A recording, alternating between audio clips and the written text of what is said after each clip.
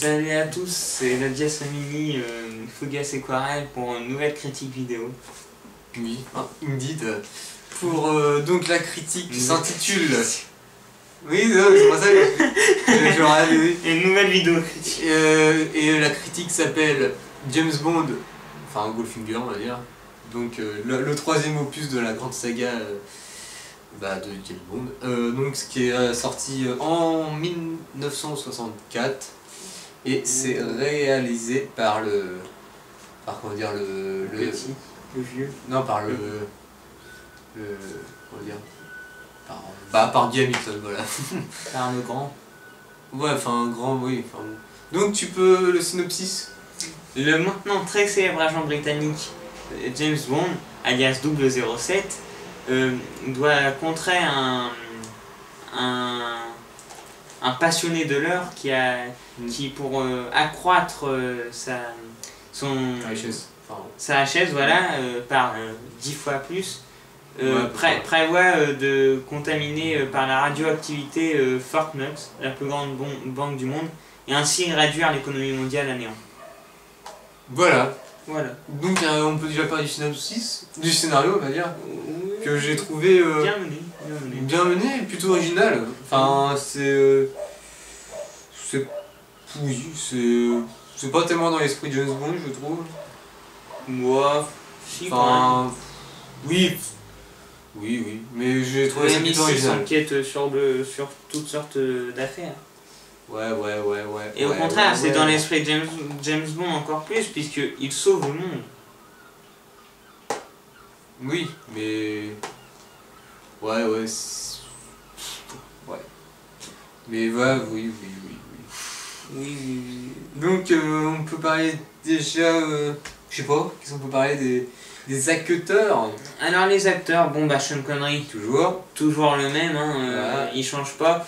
Quelques petites blagues en plus, hein, qui passent bien. Voilà, ouais, entre oui, c'est vrai. Ça passe bien, ça. C'est assez digeste. C'est plutôt rocambolesque. Non, ouais, ça va, il n'y en a pas trop, c'est ça qui est bien. Oui, donc en méchant, il y a Goldfinger. Interprété par Gert Frobe. Voilà, un allemand qui est là, c'est mort, hein, déjà, enfin qui est mort. Oui. Moi, franchement, je trouve que c'est vraiment un de mes méchants préférés. Enfin, il a pas une tête de méchant, enfin oui, il a une tête de méchant, mais ouais, c'est un gros lard, roux, non, il est roux, il est blond, il est bizarre. Ouais, les bons rouquins. Voilà, donc c'est vraiment rare, c'est... Il est fat. Ouais, il est fat, et puis très mauvais joueur. Ouais, mauvais joueur. Ça renforce son caractère. Bien sûr, ouais, c'est pour ça, c'est un méchant peu commun. Et puis l'acteur a un physique, tu vois, pas facile, tu vois, ça fait bien le gars mauvais. Avec sa chemise. Quand il l'a mauvaise, tu sais, quand il craque le crayon, il a vraiment une tête pas facile qui prête bien. Donc, avec une première apparition super bien, sa première apparition, hein. Quand il descend les marches et quand il est comme ça, le profil. Et oui, par contre, il est quand même intelligent. Ah, mais j'ai compris, en fait. C'était lui le premier qui ressemble à Jean-Marie Le Pen que t'as dit en plus. Ça la première fois qu'on l'avait vu le film. Peut-être. J'étais en train de regarder et tout, et puis quand tu fais ça, c'est là que ça a fait peur. Ok, donc oui, donc, mais qui est quand même intelligent. Parce que déjà son comment dirais-je, ça faisait 15 ans, non 30 ans. Il a dit ça faisait une vingtaine d'années qu'il préparait son plan, ouais. Et puis, enfin voilà, comme quand il a un uniforme derrière sous son manteau. Voilà. C'est un ennemi qui ne prend rien à la légère et qui planifie tout. Voilà, et puis oui, il avait dit tous les ficelles. Jusqu'au millimètre près. Hein, Voilà, enfin bon, bien sûr, il y a toujours un petit truc qui cloche. Donc on peut parler aussi de l'homme de main. Hot Job, voilà. Joué par Harold de Sakata. Ouais, qui est mort aussi, hein, très jeune. Hein. Que je dis pas de conneries. Non, on s'en fout. Donc Hot Job, pareil, c'est un homme de main que j'aime beaucoup, moi, je trouve. Avec sa partie. Enfin, oui. Oui, il est muet et puis. Oui, mais. Il est coréen. Bien sûr, son chapeau, c'est super connu. Le coup du chapeau. Il est connu pour son chapeau. Et par sa force, c'est les boules de golf. Oui. Non, même pas avec une main. Oui, avec une main. Il y arrive, bien sûr. Prends du spectro. Ah, d'ailleurs. Tu sais, quand il se prend des lingots et puis que ça rebondit. Et il y a une petite anecdote, hein, il s'est brûlé la main. Oui, alors oui, je peux la raconter. Alors, lors du tournage de la scène Oui, enfin, on dit pas plus, oui. où Oddjob est mis hors d'état de nuire par James Bond, où Sean Connery devait se jeter avec un fil électrique à la main sur des barreaux de fer. Harold Sakata a continué à avoir les mains agrippées et s'est donc brûlé les mains. Ouais. Et après, le réalisateur de Hamilton lui a dit: mais pourquoi tu n'as pas lâché plus tôt? Parce que vous n'avez pas dit couper. Voilà. Belle anecdote. Belle anecdote, oui, il fallait... Et d'ailleurs, il y a une autre anecdote sur... Enfin, oui, on va dire, oui, sur la jeune Bond Girl, sur son nom, hein. Passons à une autre... Pussy Galore. Joué Pussy par Galore. Honor Blackman. Hein. Bah, une bonne James Bond Girl. Moi, je trouve qu'elle est meilleure que les deux précédentes. Hein. Ouais, j'aime bien.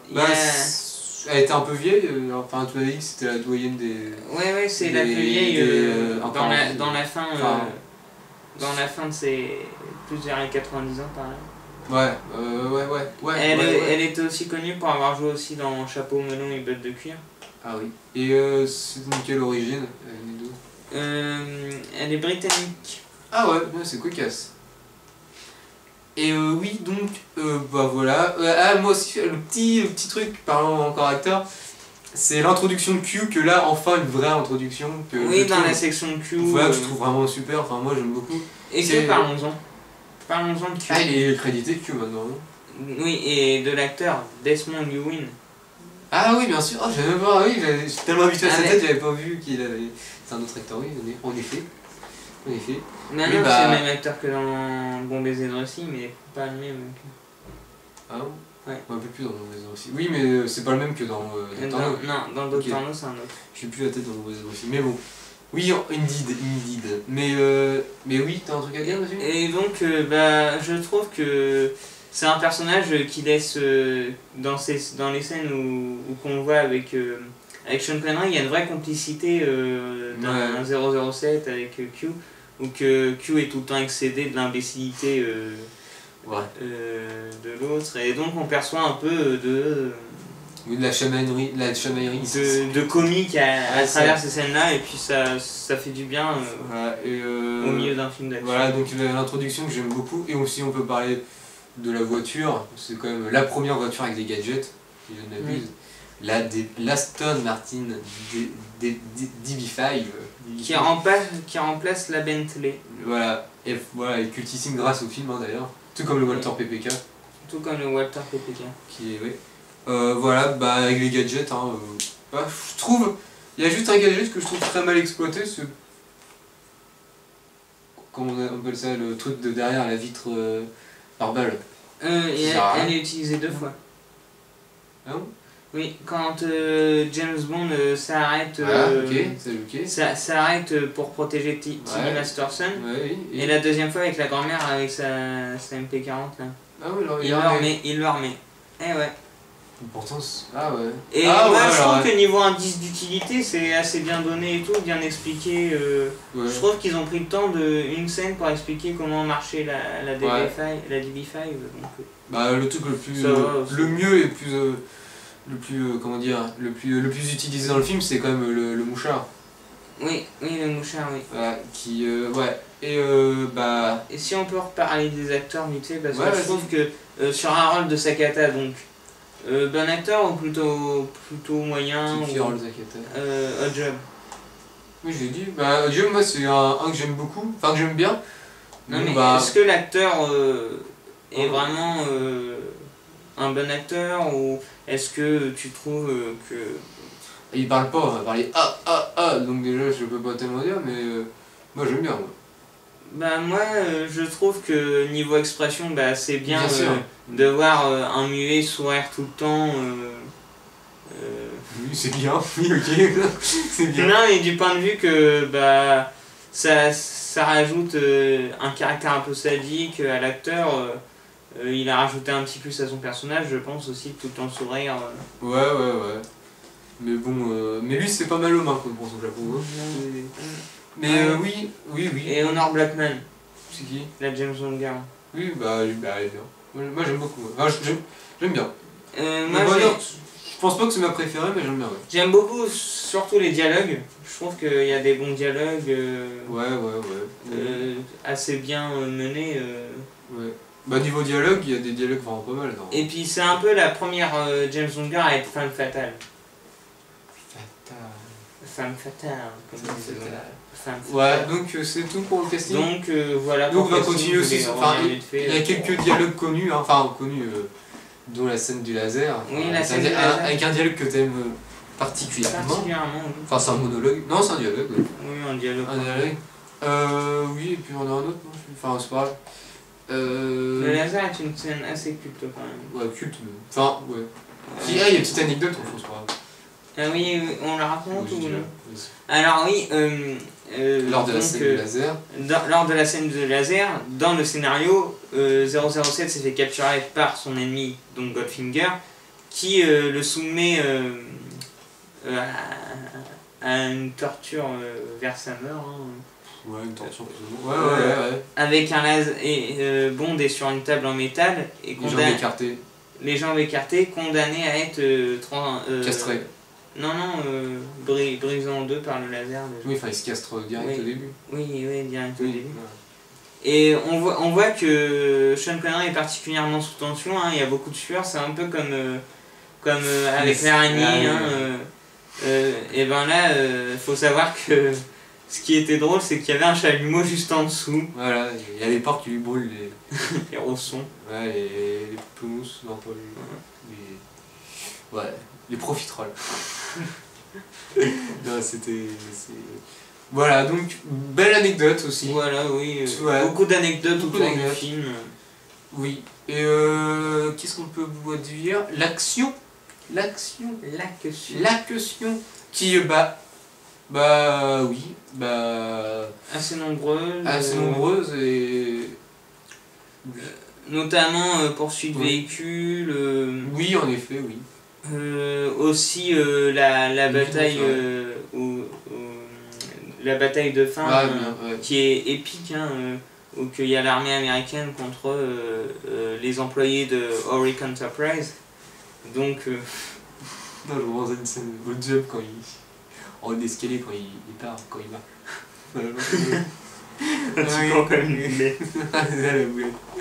Oui, les scènes d'action, oui, non, je t'ai coupé. Non. Donc, oui, les scènes d'action, assez nombreuses, très bien réparties, je trouve aussi. Ouais, on ressent pas un manque, il n'y a pas de moments trop longs. Il n'y a pas de manque, et puis elles passent bien, elles sont bien. Digestes, elles sont digestes, et puis.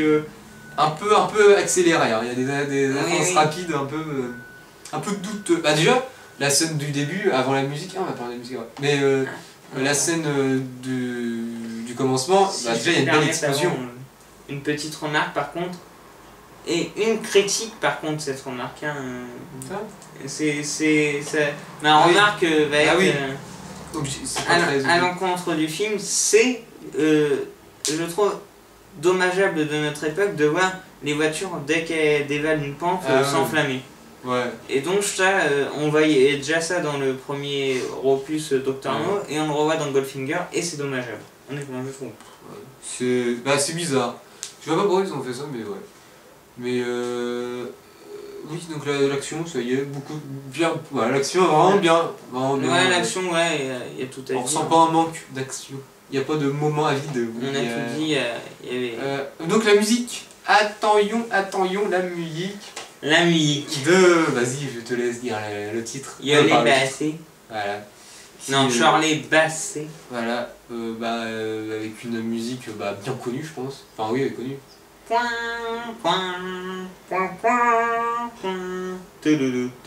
Goldfinger. He's a man. Et je vais pas dire la suite. Non. Ok, ouais. C'est vrai qu'elle est bien. Je suis déjà bien gentil, j'ai fait une troisième fois le theme song. Hein. Ça fait la troisième fois. Oui, bien sûr, tu la feras toujours. Et je te ferai Alicia Keys. Non mais attends, c'est marqué pigeon là. Est-ce que c'est marqué pigeon? Non, c'est marqué. Connard.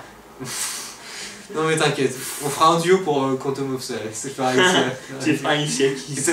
Et toi tu feras le solo de guitare. de Jack. Ah ouais, donc... oui, bah la musique, oui, vraiment bonne, hein. Avec d'ailleurs un... Bah oui, d'ailleurs un peu bizarre, comment on appelle le générique. Ah ça, le générique, avec la musique. Bah on voit quand même des moments spoil, non? Oui, je trouve, à travers les mains en or, hein, et les visages. Il faut dire, il y a toujours l'ambiance des sensuelle, femmes et tout ça, l'ambiance avec leur sensuelle. ventre, un blou. On a une focalisation dès le début sur les mains en or. Oui. Ça porte le thème du film majoritairement. Hein. Bien sûr. On verra ça de nombreuses occasions encore, hein, notamment sur Vivre et laisser mourir. Mais on n'est pas encore là. Le clip de Madonna. Le clip de Madonna. Non, c'est pas grave, on s'en fout. Non mais je me souviens pas de tous parce qu'il y en a tellement. Non mais de... Enfin, oui. Et donc oui voilà. Avec une petite référence à Bon baiser de Russie avec l'hélicoptère. Oui, avec l'hélicoptère. Moi je trouve ça sympatoche. Hein. Oui, moi je trouve ça gentil. Moi je trouve tout est gentil de toute façon. Ouais, de toute façon toi tout le monde est beau, tout le monde est gentil. On vit dans le monde le plus magnifique qui soit. Oui, et merci Candy. Merci Danglass. Merci Danglass. Ouais, et voilà. Qu'est-ce qu'on peut dire aussi Les décors.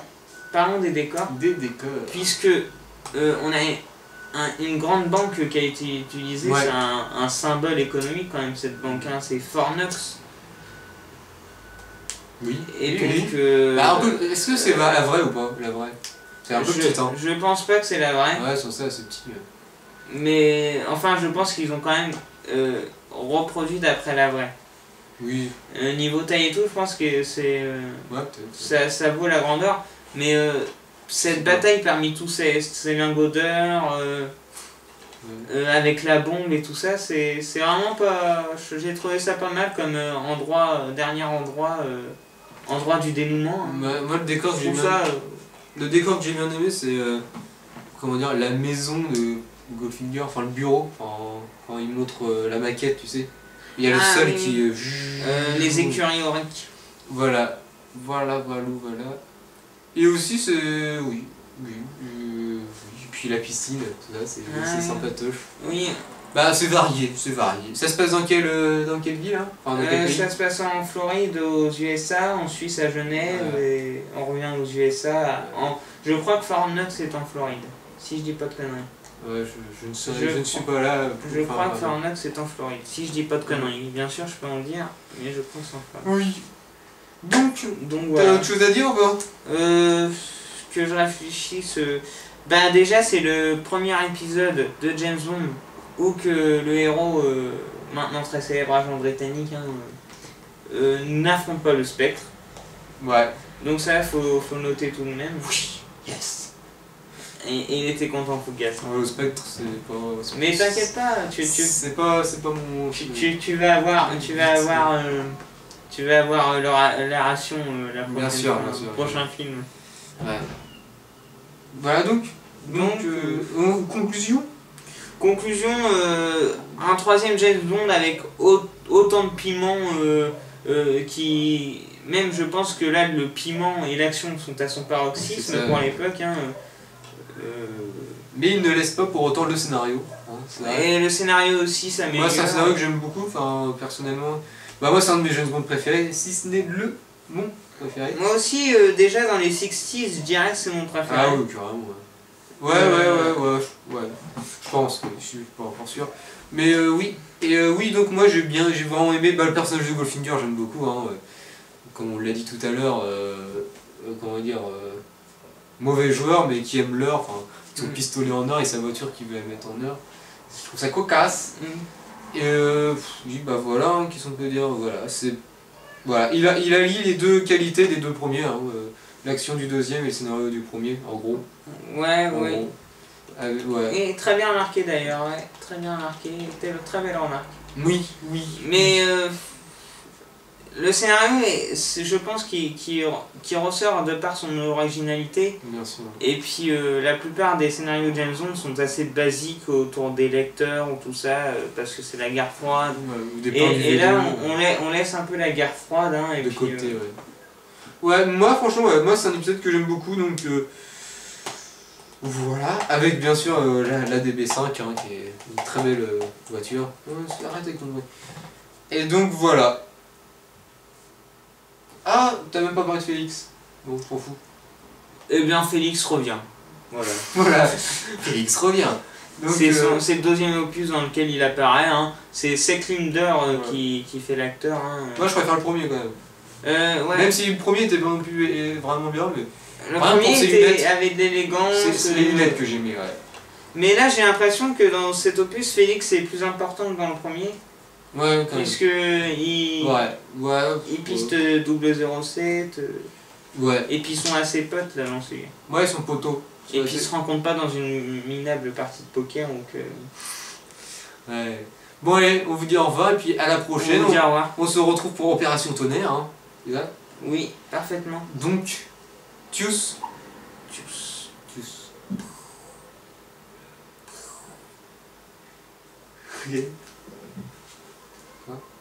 Oh, yeah, yeah. Un message vient d'arriver dans ma boîte mail. La magie a fonctionné. C'est D-Star qui faisait, je tiens à le dire. Ok.